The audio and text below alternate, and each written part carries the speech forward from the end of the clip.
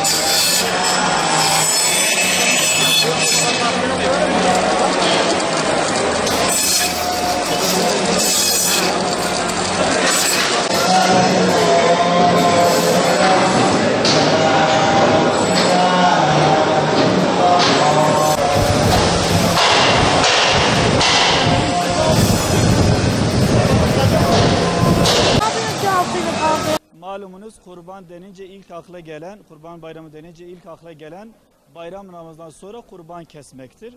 Biz de bu çerçevede Umut Kervanı İnsani Yardım Vakfı olarak İstanbul'da başta olmak üzere İstanbul'da Arnavutköy'de şu anda burada gördüğünüz kurban kesim yerinde kurbanlarımızı kestik.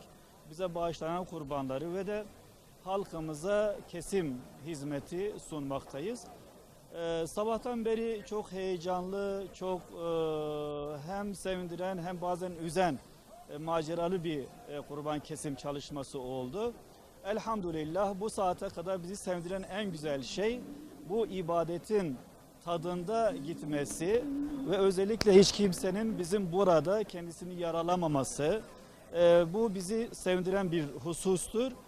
Sabahtan beri elhamdülillah gördüğünüz gibi uzman kasaplar, diğer işte gönüllü çalışanlarımızla yaklaşık bir 200'e kadar kesmiş bulunmaktayız. Yine şu anda aynı anda Van'da, Urfa'da, Batman'da yurt içinde kurbanlarımız kesilmektedir. Yurt dışında ise ekiplerimiz şu an sahraya, çöllere inmişlerdir. Afrika'da, Asya'da, Balkanlar'da, Filistin'de, Afganistan'da bu şekilde dünyanın olabildiği kadarınca bize gelen tüm talepleri değerlendirmek üzere ekiplerimiz sahrada, çölde hizmettedirler. Umarım ki bu kesilen kurbanlar, bu hizmetler inşallah insanlığa huzur getirir, mutluluk getirir. Özellikle İslam diyarında, İslam diyarlarına, coğrafyasında bulunan kanın, zulmün, bu huzursuzluğun bitmesine vesile olur inşallah. Bu dökülen kanlar işte insanlığın huzuruna vesile olur inşallah. Rabbim bu kurbanları kabul etsin. İnsanlığa huzur, sıhhat, barış, kardeşlik getirsin inşallah.